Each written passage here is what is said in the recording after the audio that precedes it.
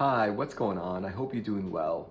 So, what is the best modern fantasy series? The whole concept of the series is relatively new, and I think it became very more like popular because of Netflix. Pretty much, because before Netflix, you had your movies and you had your TV shows, and you didn't really have those series, those like seasons of series that you can binge watch in like a weekend or something like that, you know? You never had that kind of a thing. And I'm gonna say like the credit to making series the new thing is gotta be with Netflix because that did not exist before.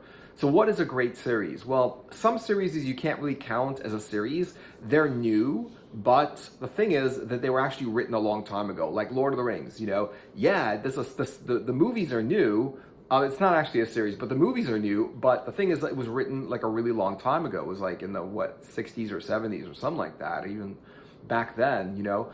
And so you got to look at stuff like Stranger Things. You know, that's a great series. And I definitely think it's got to be one of the best. The way it takes you back to the 80s in such a realistic way where you feel like, I mean, they did 80s so well. They got it exactly right. From the music that people were listening to at the time, to the cars they were driving, to the malls, to kids playing D&D, you know, all that stuff was actually happening in the 80s, and they did an amazing job out of it. I like Stranger Things. I don't like that they only like have only a few seasons. I feel like they should be doing more. But then again, you know, if you want to make good quality productions, you want to make good quality series, you've got to take your time to do it. You know, you can't just get it done fast and done well. You know, so I'd much rather wait longer for more episodes to come out, more seasons to come out, than for them to rush it and then mess up the whole thing. It just doesn't make any sense. And some series, I mean, there were some movies that came out back in the day. They haven't really had any good ones. They haven't had a good Arnold Schwarzenegger movie, like not Arnold Schwarzenegger, but like a Conan the Barbarian movie. They got Arnold Schwarzenegger movies all over the place. I've been seeing the modern, like the new Conan with Arnold Schwarzenegger that I don't know if it's gonna come out, but I've been seeing pictures of it on social media where like King Conan, where like Conan is like 40 years older and he's older and he's like actually Arnold's like current age and he's a king, and I hope they do that well. I think if you do that right, it could be really done well. I think Schwarzenegger is charismatic and I think he can pull it off. Especially, I think he's just dying to do another Conan. I think he still won't stop talking about Conan, you know, like even now he's got Conan's sword like in his room where he does videos for YouTube and whatever, like the thing that's like he's got his desk and he's got his Conan sword right next to him. He loves Conan. I mean, that's just like his favorite, I think it's his favorite like role that he's ever played. Even like the Terminator, he likes that. He thinks it's cool. He likes playing Terminator, but I really think that Conan the Barbarian back in the 80s is his favorite role ever. And that's the thing that made him popular anyway. So yeah. But there hasn't been a good one in a really long time. I would love to see a modern series of Conan the Barbarian. And I'd love to see it based on the old books. I haven't read the books. I've tried reading some of the books. There was this one book, there was some app on my phone years ago where some of the Conan the Barbarian books were like on there, and I tried to like read some and I really couldn't get into it. They were just talking about the different factions of barbarians and all this other stuff, and they really weren't talking about Conan or his adventures. Not the kind of things you see in the comic books. I've read the comic books. They're really good. And I think Conan is the kind of thing where obviously the people that like the books are going to love the books and say those are the best. But I think Conan, because of all the action and the scenery and the fact that you actually want to see what's going on. It's not like enough to describe Conan's stories in books. You actually want to see it. So if it's drawn or presented in a movie, you want to see, it's very visual. You want to see the actual fighting happen. You want to see the costumes. You want to hear the music playing. You know, you want to kind of feel like you're there in that time of Conan and stuff like that. You know, and I definitely think that like it's got to be done by people that like Conan, understand Conan, and want to do a Conan movie or a Conan series. I think that would be an amazing series. But a lot of the major series that they have now is definitely on Netflix. And another one I'm going to say is really up there is Wynonna Earp. Wynonna Earp was interesting. It's a concept that I never thought I would like. It's a concept like it was. It's basically a Wild West fantasy. So it's an old Wild West, those old Western movies. I never used to like those movies. I never used to watch them. I never liked them. I don't think I even saw Good, Bad, and the Ugly or any of those guys with like the old Clint Eastwood movies or the old Cowboys, those movies from the 60s and 70s, whatever it is. I just never got into the whole Wild West thing. And so that was like when I saw that on Netflix, I was like, well, Wynonna Earp. I was looking at it. It's got to be Wyatt Earp, right? That's the Earp that I know, Wyatt Earp. So who's Wynonna Earp? It turns out that it's actually really good, and it's fantasy. And what got me into it was the fact that it was like it's supposed to be a fantasy movie. So I knew it wasn't going to be straight like Wild West. I knew there was going to be fantasy in it. So I was like, let's give it a go. And amazing, one of my favorite series of all times. I think they did 4 seasons or something like that. I really want them to do another season. I don't know if they're going to do it or not. Obviously, these things are expensive. It takes a lot of funding. It takes cooperation. You got to get all the actors to be available and be in one place at the same time. So I know amazing. It's like, it's not the old Wild West, but it is the old Wild West. It's basically a modern Wild West. But it's got like a lot of fantasies. You've got like the demon hunters, the monster hunters, magic weapons. Like she has this magic gun that can basically like it can kill demons that cannot be killed by regular weapons. And those when the demon gets shot by Wynonna's gun Peacemaker, basically the demons actually go to hell. If they were just shot with a regular gun, they'll just respawn. You can't kill a demon with a regular gun. So it's really, really great. Lots of action, lots of fantasy. And the whole Wild West thing, I started liking it. And I started liking the whole genre of the Wild West. And I went back to play Red Dead Revolver back on the, if you ever never played Red Dead Revolver on the PS2, I know it's like the Red Dead Redemption story, those games, those came out on the 360 and the Xbox One and all that stuff. Red Dead Revolver was the first game from Rockstar to have like, it's a shooter, but it's also a Wild West shooter. And I never thought I'd like it. I remember like trying it when I first bought it, and I was just like, I'm not into the whole Wild West thing. I went back to it, I think after Wynonna Earp, and I absolutely loved it. For some reason, I just got into it, and I think Red Dead Revolver is probably one of the best like games of all time. Just even though it's an old school kind of game, it's done so well, and the controls, everything about it is just modern and nice. So there's that. I mean, what I really think they did with like series is they actually made it. What I like about series over movies is movies are 2 hours long, and you got to wait like 2 years or 3 years for a sequel. And a lot of the time, the sequel to movies are not really as good as the first movie. If you look at something like the second Conan the Barbarian, objectively, a lot of people would say it was definitely not. I would also say it was definitely not as good as the first one. The first one was just taking a lot, and they just put a lot more effort in it. I think the people that did it wanted to make a great movie. I think with the second one, they were kind of just like resting on their laurels, thinking, hey, we made a great movie last time, we're going to make a great movie this time, It's sort of like taking that shot and getting the ball into the basket or whatever, into the hoop, and then going, hey, I just got that one. Let me throw another one without really trying too hard. Watch that like go right into the hoop also, and of course it's gonna miss, So, but anyway, so there's that, and you also can't count Game of Thrones. Now, Game of Thrones, you could say that was a really good series that came out, but you really can't count Game of Thrones because Game of Thrones was a book written by J.R. Martin in the 80s, basically. Those books came out in the 80s, so you really can't say that those are new. They did do a lot of making movies and series from old books, which there's lots of great books that, when you do it that way, there's so many great books that you can make an amazing movie out of, or a series out of, or anything like that. and they don't do it, and they don't really do it. They really haven't done all of it. I think they've been trying to do it, but I guess things get in the way, like the rights to do it. Like the author might not want that book to be a movie. I don't know why, because that's the thing that's going to make the author very famous, and it's going to sell more of their books than ever before. If you look at something like The Watchmen by Alan Moore, he did not support the movie The Watchmen.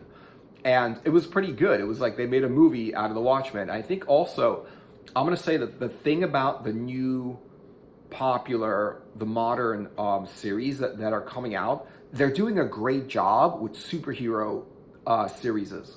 You know, the superhero, I mean, of course they're doing the superhero movie. They did Wonder Woman, they did Thor, they did like Iron Man, they did all that stuff. A lot of that stuff is really good. A lot of that stuff is really good.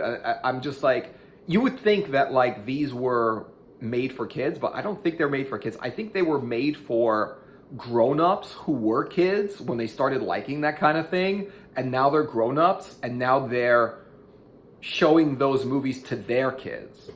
You know what I mean? It's like, yeah, they were like targeted to kids in the 80s, and they're still targeted to 80s kids, even those 80s kids are a lot older now. And now they're showing those movies to their kids and stuff like that, you know? That's what I think. That's why I think that fantasy became something from that it was originally, like in the past, only for kids, to now for more like for adults.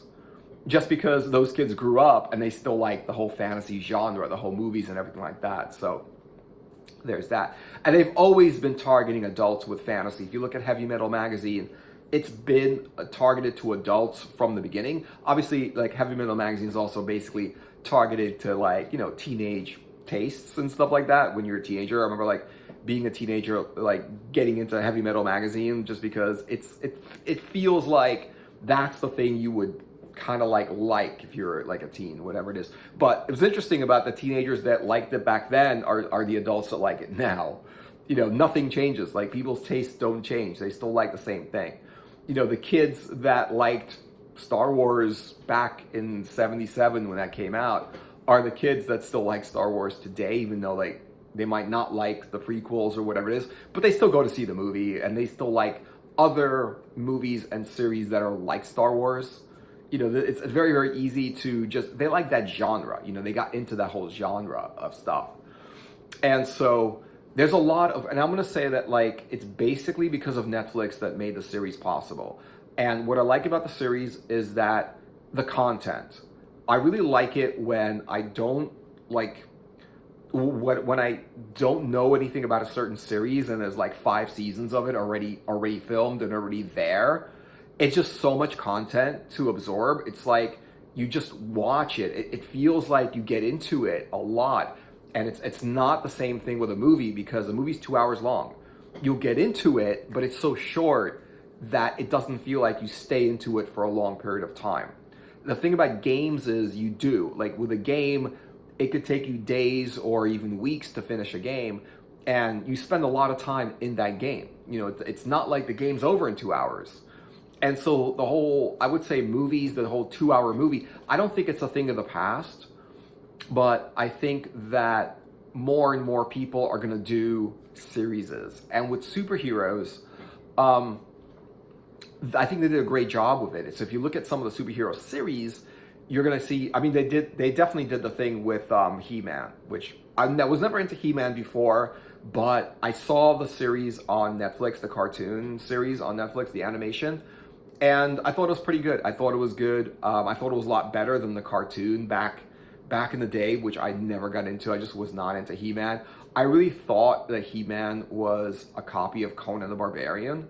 I really thought that's what it was. It just felt like he is kind of like, you know, he's kind of that way. If you ever say like, oh, this character is a copy of this other character, like, you know, you got to say that like he's really similar to Conan the Barbarian, you know.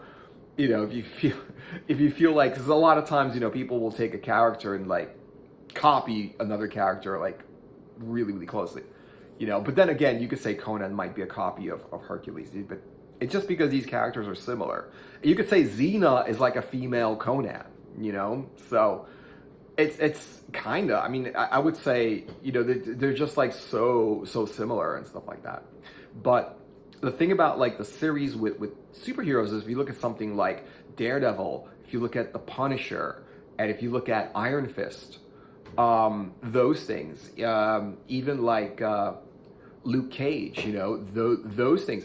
A lot of there's so many good superhero like series, and what's interesting about the superhero series is that they're realistic. They've made superheroes a lot more realistic. If you look at how Batman changed, at first Batman was like an inconceivable kind of like idea, right? Batman couldn't exist.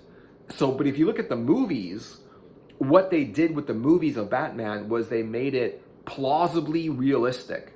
They made it so much more realistic where like, and they would explain how Batman is the way he is and how that can actually really, how they can make it more realistic, how that's actually really possible. You know, you could say that a brilliant engineer who's also a billionaire could afford to hire engineers to make a supercar for him or a super helicopter or fancy gadgets.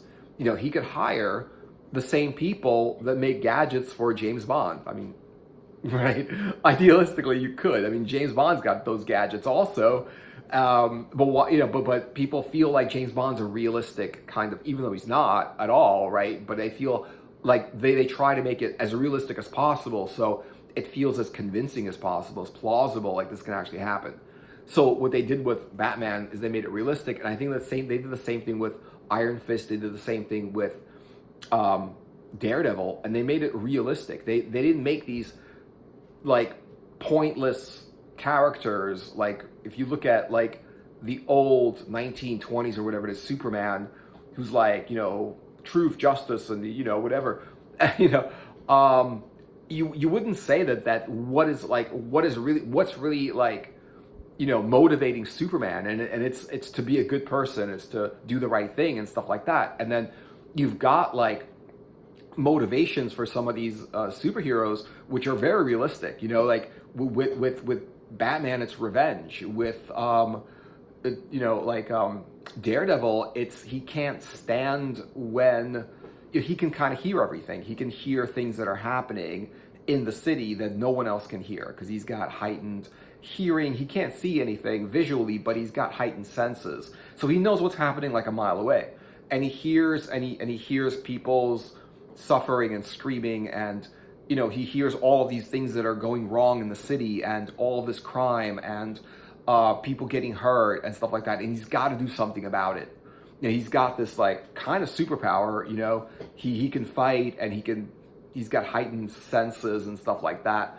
And so he's able to do something about all this crime that's going on around him, all these things, all this wrongdoing, and he feels compelled to do it. And I think that makes sense because anyone that was in that situation would probably feel the same thing if they like heard, you know, people screaming because they were being victimized by a criminal. You know, they would want to do something about it. They wouldn't be able to just sit there and experience all this and not want to take some kind of action, to be some kind of you know, whatever, like you know, sort of like, you know, superheroes is some kind of person that goes out there and tries to do something because they've got like the ability to do it. Like he's a great fighter. He can take anybody down.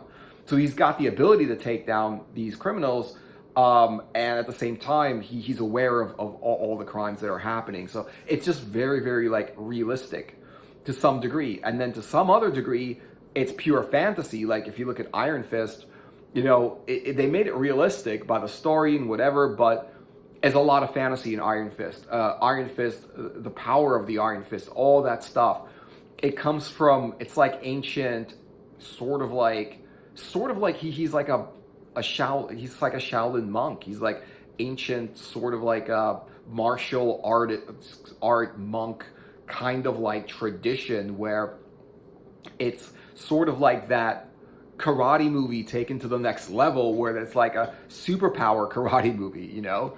So I think that's what's really better about the series that they've got. And what's good about the series is also that they've got the time to put a whole season of content out there.